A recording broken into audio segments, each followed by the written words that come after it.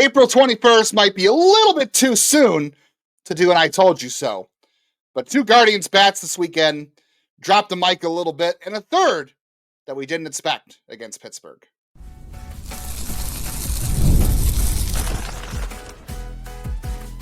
You are Locked On Guardians, your daily podcast on the Cleveland Guardians. Part of the Locked On Podcast Network, your team every day.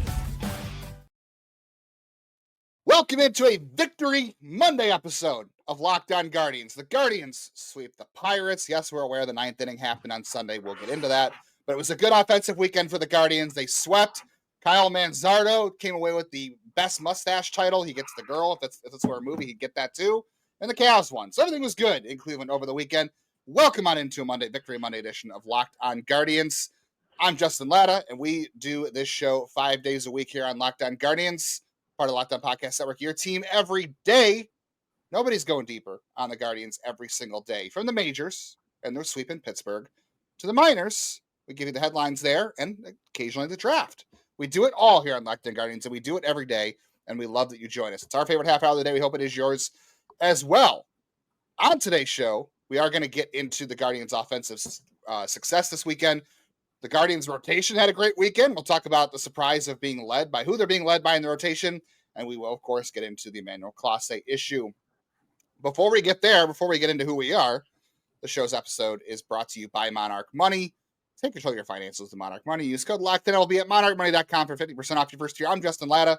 I have grown up a Cleveland baseball fan. I have been covering the Guardians minor league system since 2007. You can read my insights and analysis on the Guardians minor league system at the News Herald, the Morning Journal, nextyearincleveland.substack.com. And you can hear me every day, 5 days a week on this podcast with my co-host, Jeff Ellis. And I said Jeff Ellis before coming to Scout and being one of the original people to come on here and talk baseball. I was a longtime writer at Scout and 24/7, featured nationally on prospects in the draft. I want to thank each and every one of our everydayers for joining us today. I want to thank you and thank everyone for making today's episode your first listen today and every day, wherever it is that you get podcasts, and that we have your team covered every day. Even if we have no newsletter, we will be with you daily to talk about the team. And I got to say, I was talking with Justin, it's always amazing to me. This team's half a game out of first place, and there's still a lot of doom and gloom. Like, let's enjoy the ride. It was a weekend to ride in Pittsburgh for sure. And Jeff, we've been talking, we talked about back in the Baltimore series. So we've been talking about it for, I want to say, at least over a week now, if not longer, that Nolan Jones and Kyle Manzardo had a hot start to the season. Things have kind of fizzled out for him. But if you looked at the data on Manzardo and specifically Nolan Jones, we said it's just some bad luck. These guys are hitting the ball hard. They're doing the right things. Things are going to be just fine. And they struggled to string hits together in the Baltimore series. We understand that. And that's going to happen, possibly. We kept saying they're having issues with BABIP. They're doing some really good things really well. They're hitting the ball hard. Finally, they were rewarded this weekend. I said it's too early to say I told you so, because things could change. This may not keep up. We don't know. But this was kind of an I told you so weekend. Manzardo was the biggest offensive story of the weekend. He had a couple of home runs, including one into the Allegheny River. He had one off a lefty again on Sunday. That gives him the team lead with 6, 3 of them coming off lefties so far. He's finally turning it around again. And Nolan Jones had a couple of hits on Saturday. He had a really good game. He had a double play on Saturday that was the hardest hit ball of the game. It was 107 miles an hour. And he also Nolan Jones had the at-bat of the weekend for me, I have to say. Or a couple of bats of the weekend, really. His third at-bat of the day against Paul Skeens on Saturday, he was down 0-2 in the count. And he worked his way back to a 3-2 count. It was a 9-pitch at-bat. Ends up with a double off Paul Skeens. By the way, the Guardians beat Paul Skeens this weekend. That's incredible. That's on his bobblehead day. All the energy in the ballpark. And, it might have been a 50-50 split of Guardians and Pittsburgh fans. Let's be honest. I think we all saw that coming. But I just got to interrupt you to say, bobblehead day. Yeah. For all it's just the humor of baseball, right? Like, all of the facing the weak Baltimore pitching staff, they faced a good Pittsburgh pitching staff, no matter what you feel about that team. And they played well against a good pitching staff, including facing, arguably the best pitcher on the planet by some people's view. Yeah. No, I mean, Skeens might be the hardest guy to hit right now in terms of starting pitchers. And they had a good game plan against him. They didn't strike out, and they were able to get to him for some runs early on. And, Ben Lively matched him inning for inning for the most part. We'll get into that in the Words second segment a little bit. no one ever expected to say. Yeah, this rotation this weekend. I mean, Ortiz had a good Friday, but the offense had a great Friday night, obviously, too, against Carvin Mudschlinski. Even I'm going to struggle with the pronunciation of that name, but they had a good night on Friday. But yeah, Nolan Jones to me on Saturday had like two really good at-bats. He had that at-bat against Paul Skeens, and then he had an at-bat against a lefty later in that game. I think it was Caleb Ferguson, where as a lefty, he ended up working a walk, and that allowed the Guardians to push another run across later in that inning as well, which was really important for them. So Nolan Jones at bats this weekend were fantastic. I thought he hit the ball hard. He finally got rewarded. This is such a confidence-based game, right? Like you want to stay consistent and understand like when things are going your way, not to tinker and stay patient, even if the outside noise suggests that, oh, this guy's bad or this guy's not doing well. Players know better, but it's a confidence-based game. So you have to remind these guys, like, even the guys who can understand, like, oh, I'm doing the things right, they still want to look up the scoreboard and see hits, a higher average, a higher on base, a higher slug. These guys want to see results too. So sometimes you got to remind them, hey, I know the results aren't there on the scoreboard for you, but you're doing the things right. And Nolan Jones has been doing a lot of things right. There are some underlying things that could be better for him, but he was definitely getting very unlucky for a while. He had a really good weekend, and Kyle Manzardo was getting unlucky for a weekend too. Jeff, I want to hear your thoughts on those two guys, but there's a third hitter who had a good weekend whose data I just looked at, and I was like, you know what? This guy's having a better year than we thought. You were kind of bashing this guy last week, and we might be kind of wrong. So I'll tell you who that is, who I'm thinking of in a second. I assume it's Bo Naylor, but I also want to say that like Bo Naylor raised his OPS 100 points this weekend, like in 2 games, not even 3 games, in 2 games he raised it. So like when I was bashing him, it was a little bit of a different story. He went from barely over 600. You called for more Austin Hedges plate appearances, which, by the way, he had a home run. He had another. So I was gonna say he played well. So I mean, I don't feel bad about that in the slightest. Jones, the one thing you go and you look at his data, he hits the ball as hard as anyone in baseball. And, I was talking about this off air. Like there are certain players who succeed with a really hard hit profile. Like Gabby Arias is like Christopher Morel is struggling a bit. But if you go back a few years ago, a lot of people wanted to trade for Morel. Like that is a profile that it's limited. It's a harder one, but people do have success. And Jones has that profile. Plus he walks, which gives him a little bit more. And when you hit the ball that hard, good things are going to happen. And yes, it looked ugly. And I will say he has a really weird pop-up percentage for him. So there's some things going on. And the one thing I don't like about Jones right now is you go back to his excellent year. He was pulling it more and going opposite field more and going center field less. His where he's hitting the ball right now is identical to his data from 24. 24 was a bad year. So there's still some work to be done. And I think they're working with him. Like everything with Jones screams a player that they are trying to fix what Colorado broke, because all Colorado does is break toys. That's all they do. They break players. They break everything. It's a bad situation in Colorado. Like at least with the Pirates, like people are like, hey, they're doing a good job pitching. There's no one goes, hey, Colorado's doing this well. There is nothing Colorado does well. It is Jason Allender right now, maybe. I mean, he hasn't got the majors yet, so they haven't broke him yet. But like this is an organization. I mean, short period of time. Has he even had 3 starts yet? It's like 2 maybe. I think so. Yeah. Yeah. So it's like I don't know. It's a bottom 5 Oregon baseball. Sorry, Paul. But like I think they're working on some things, and you look at he has the raw traits to be successful, and that's why we said like.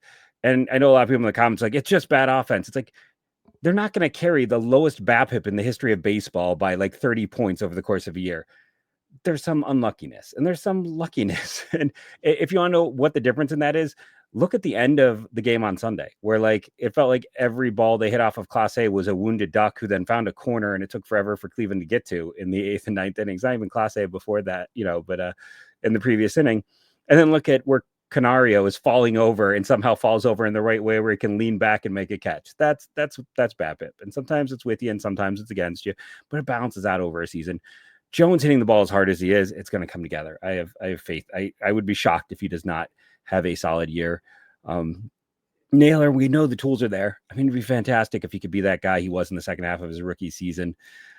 And then Manzardo, I don't know. He just confounds me, because that's what he's doing now is like the antithesis of what he was like every scouting report from everyone. It's like, well, he might have like 55 power, but he's going to be like a a really high batting, and you're talking like right now he's a 3 outcomes hitter. Like that was never, ever, ever something anyone put a label on him coming up through the minors. Yeah, you never know what's going to change. Baseball can surprise you, and it's, for as much as you and I dig into the minors and do, scouting reports and look at the stuff, and we do our rankings every year and all that kind of stuff, and we kind of base things on what we hear, what we see, player data, all that good stuff. Development also happens at the big league level. Profiles sometimes change. I mean, Carlos Santana was a similar guy in the minors too. It was a guy who hit for a very high average in the minors and has not hit for a high average in the majors. Some of that might have been due to, shifting, because he was around a lot when the era of shifting took over. So maybe that hurt him a little bit, where he didn't have that in the minors, but he walks a ton. He has some power. Like he had a bit of a different profile in the majors than we thought he would in the minors. Manzardo is similar. Things can still change at the major league level, and you have to adjust your approach. And as we know, development's not linear. So that's not to say Manzardo can't hit for average more, but the things he's doing that's surprising, like he's hitting power for power up against lefties. He's walking. He's not chasing, which he never really did, but he's whiffing a little bit more. And Bo Naylor, the thing that he's turned around so far this year that I not even just the stuff he can be from 2023, the chase rate is finally at a better spot. It felt like last year Bo Naylor spent a lot of time just chasing stuff out of the zone, looked terrible. Like that's the one thing he did well in the minors, was a guy who didn't chase. He was almost passive to a fault in the minors, but he drew walks. And last year his chase percentage was in the 58th percentile, pretty bad. This year, 89th percentile. He's not chasing. There's still some whiffing in his game, but he's finally walking again. And when you draw walks, you force guys to go in the zone against you, because they look at that and they say, okay, this is a guy who's not going to chase out of the zone. I've got to throw strikes to get him out. And guess what? When you force guys to throw strikes, you get pitches to hit. This is what Jose Ramirez is great at, right? He forces guys to throw the ball over the plate and come into his zone. And that's what Bo Naylor has to figure out too. And it's what Manzardo is doing well. And it's what Nolan Jones does well, because he doesn't chase either. And how about Nolan Jones hitting the 2-hole too? We don't have a lot of time to dive into this today like I'd like. Maybe we'll save it for tomorrow. But Jones in the 2-hole is interesting. It's more to me about the composition of the lineup than it is any one individual player. But I think we can save that for tomorrow, a little bit on tomorrow's show. But a good offensive weekend. Quan had a great weekend again. Manzardo continues to break out. Nolan Jones finally had a breakout.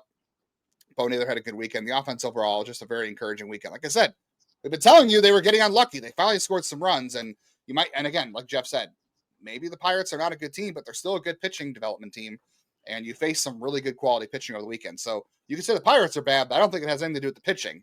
Speaking of pitching, the Guardians, their best pitchers this year so far are not Tanner Bybee and Gavin Williams, but they're surviving. Can we keep counting on that? Do we think it's a good thing? We'll touch on that coming back.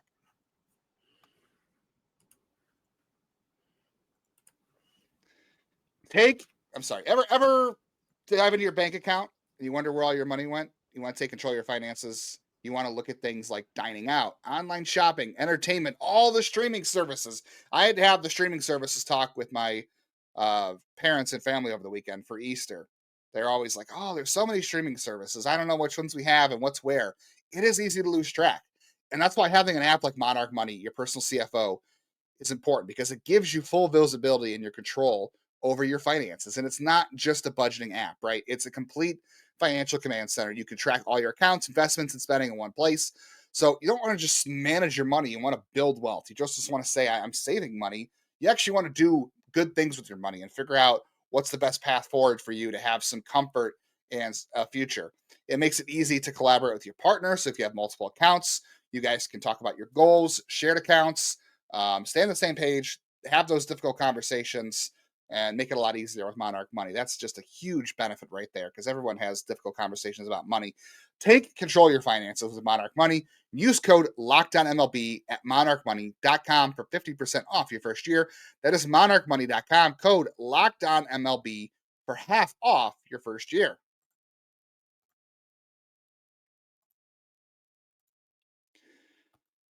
Luis Ortiz got some revenge over the Pirates over the weekend. He had to battle through the first couple of innings, I will say. There were some dicey spots, through.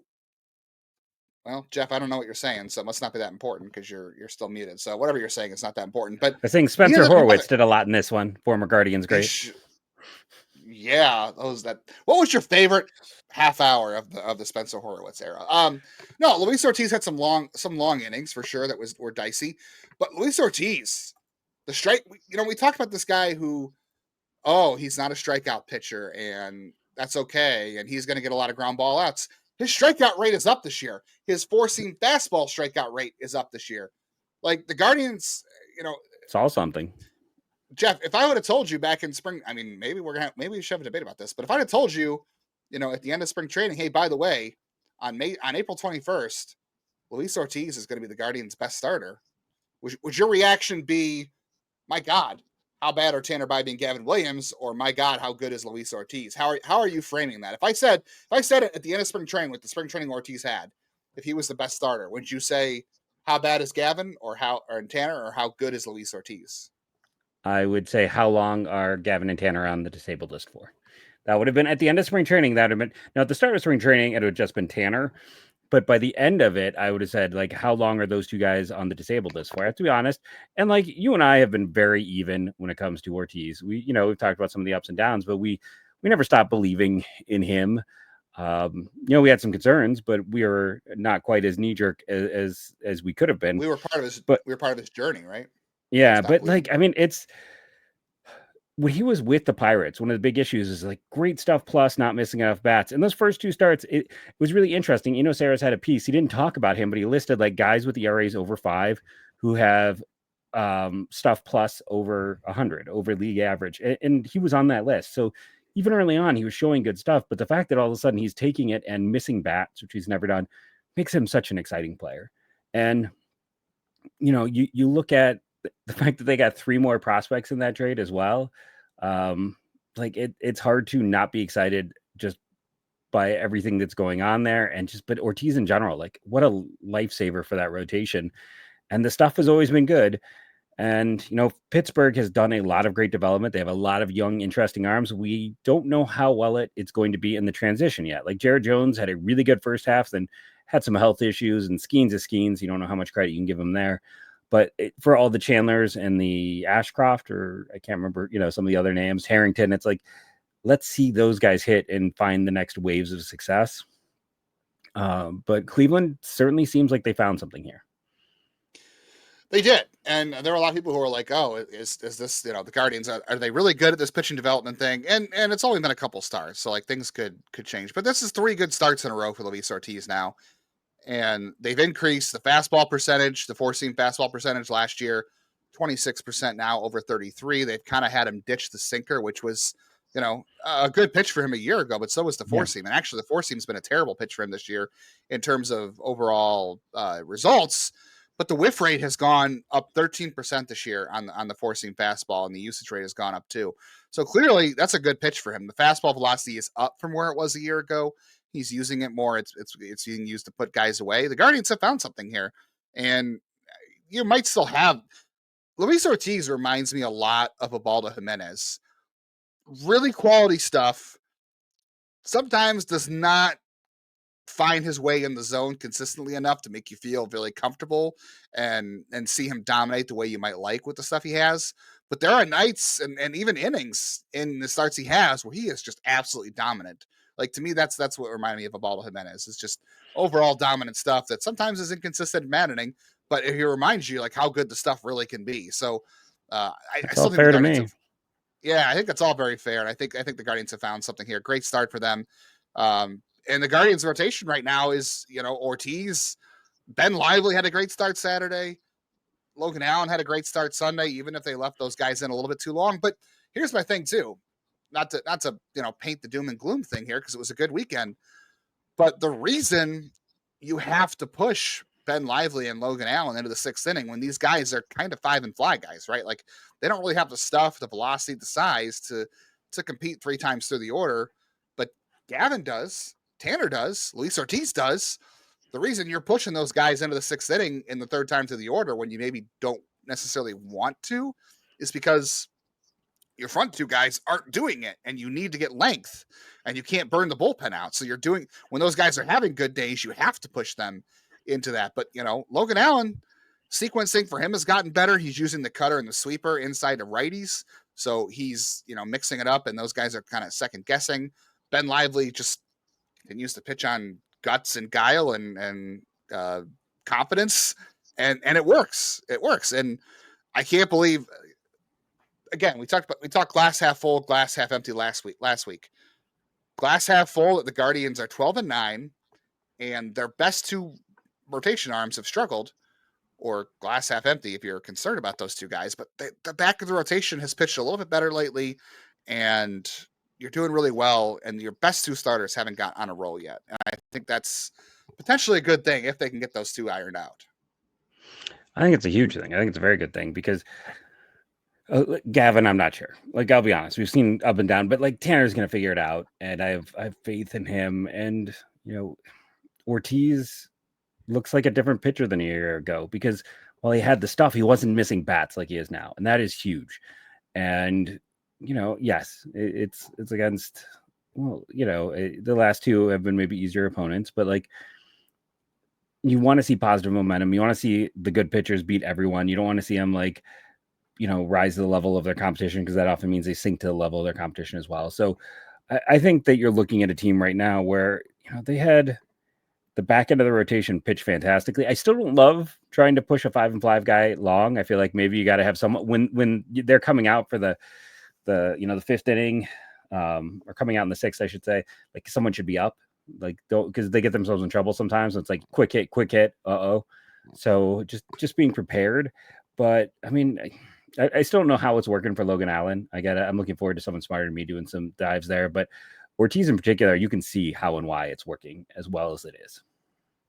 Yeah, I think it is the sequencing for Logan Allen. I think being able to vary the cutter and the sweeper inside is giving right-handers at least some pause there. So I think that's a big help for him. The rotation is not firing on all cylinders yet, but the Guardians are doing pretty well in the early going through 21 games despite that. And they're being led by Allen, Bieber, and obviously Ortiz, or Allen Lively and Ortiz, I should say. The bullpen also not firing on all cylinders. Emmanuel Clase. Do we finally need to be worried about that? We're going to have that conversation today.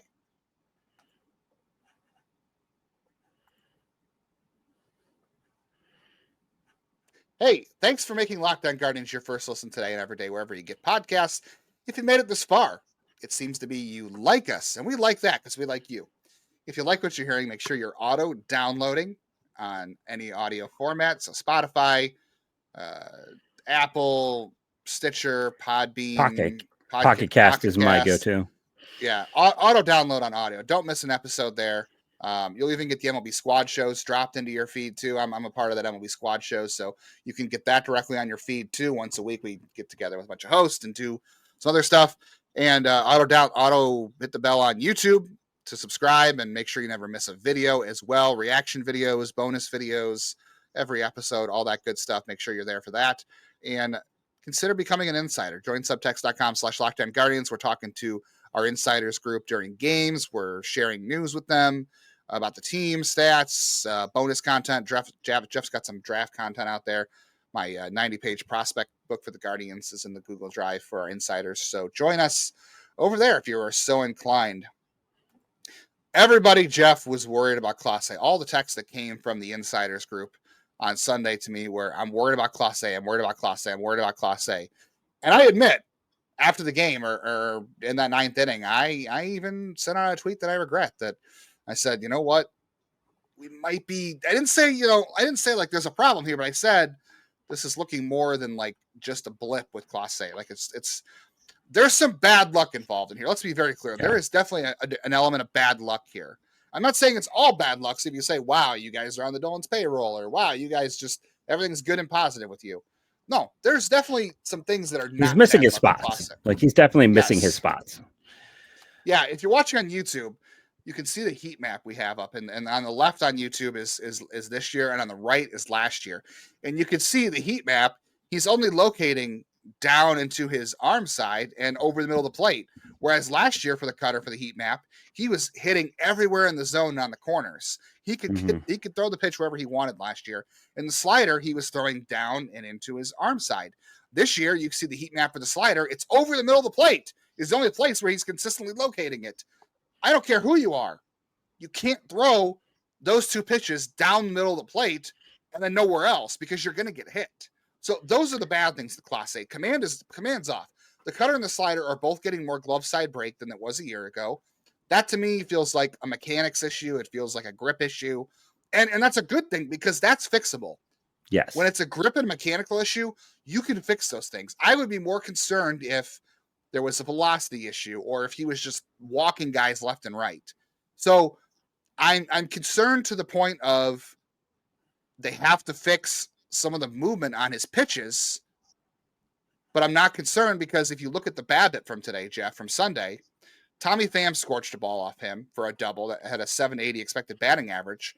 But after that, Jeff, expected batting averages of 110, 150, and 140 on the other three hits he allowed. This is not new for Clase, by the way. This has happened to him before where he's given up these bloop, bleeder, paper cut hits. Even the one that hit him off the leg, the comebacker. Bad luck, right? So there's an element for Clase here with bad luck, and there are some things that need to be fixed. But I will say, I think the things that are wrong with him are fixable. I just don't know. Fixing relievers is hard. I don't know how long it's going to take to do that.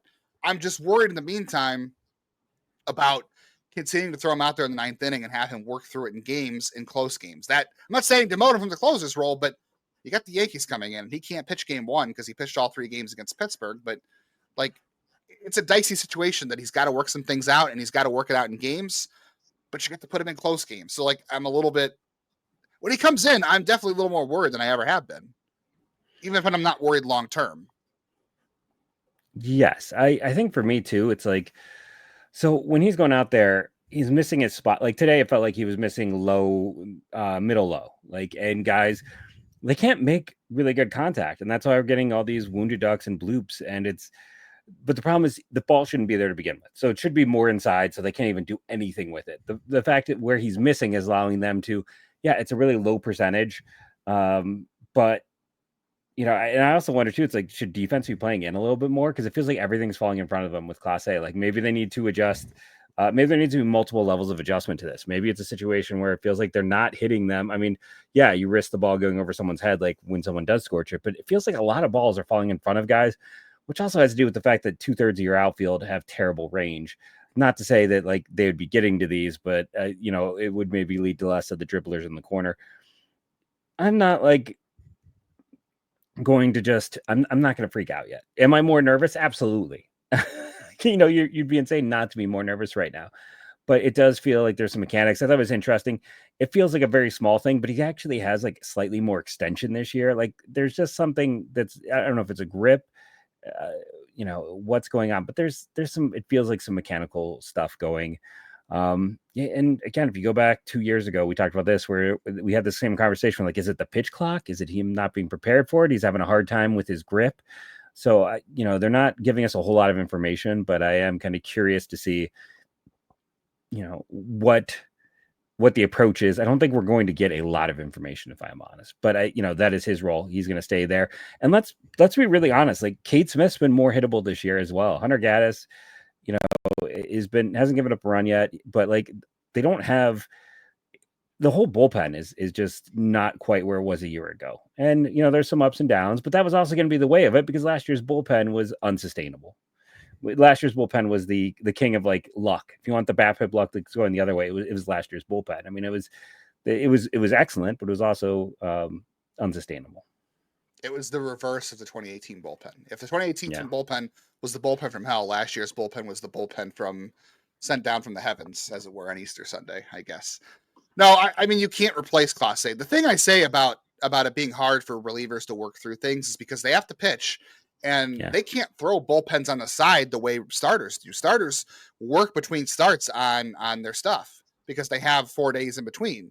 Relievers have to be available every day. I remember this happened to Cody Allen in 2018. And I don't think, by the way, this is a Cody Allen situation because, again, Cody Allen's velocity and control was way down in 2018. Yeah, he was gone. He was cooked. Clase's velocity and stuff is still really good. He's not walking guys. So that's why I'm not as worried about this. But it's hard to work through between outings because he has to work out it in games because relievers can't throw bullpens during the day on the side because you have to be available. That's also part of what cooked Cody Allen because he had to throw bullpens to fix things, and it eventually wore his arm down. So I'm not worried about that with Clase, but I'm just, again, I do think there is an element here when he comes into games, there's going to be some more nerves than normal, and that sucks, but he's going to be fine. It just depends on how long it takes to fix it, and if they can keep winning games using him in that role. And he pitched okay on Saturday, so it's not like it's an every time out thing either. The And Yankees Friday he had a coming walk and then an out. Like, those Yeah. Friday was fine as well. Yeah. The Yankees are coming to town this week. The Guardians do have some good pitchers going. You do have Bieber and Williams, or Williams and Bieber, I should say. We hope good. Yeah, this is a series where these two guys got to get right. If you're going to win this series against the Yankees, those two guys are going to have to pitch well. Judge is off to a great start. Austin Wells is hitting well, I think. Ben Rice, Paul Goldschmidt turned the clock back a little bit. There's some things the Yankees are doing pretty well this year, and their bullpen's really good too. They got Cruz is really good. They still have Luke Weaver from last year, all that stuff. So it's going to be a big series. I'll be on there Tuesday night. Say hi if you see me. I'll be down there Tuesday. And then you have Luis Ortiz to wrap it up on Wednesday. Obviously, a dominant performer in this rotation. We'll be back with you on Monday to talk about Yankees Guardians Game 1. We'll get into some minor league headlines over the weekend, and we might talk about the lineup changes too. Jose dropping to 3, Nolan Jones hitting 2. We might dive into that on Tuesday's episode as well. So stick around for all that. And we want to thank you all for joining us. Remember to rate and review, download daily. It helps. For those who are curious, again, you can go find my 3 stars. I'll give them quickly on Friday's game at the end. Manzardo, Allen, and Kwan. Kwan is now tied with Santana for the most stars this year. Thank you for joining us. And go Guardians, go.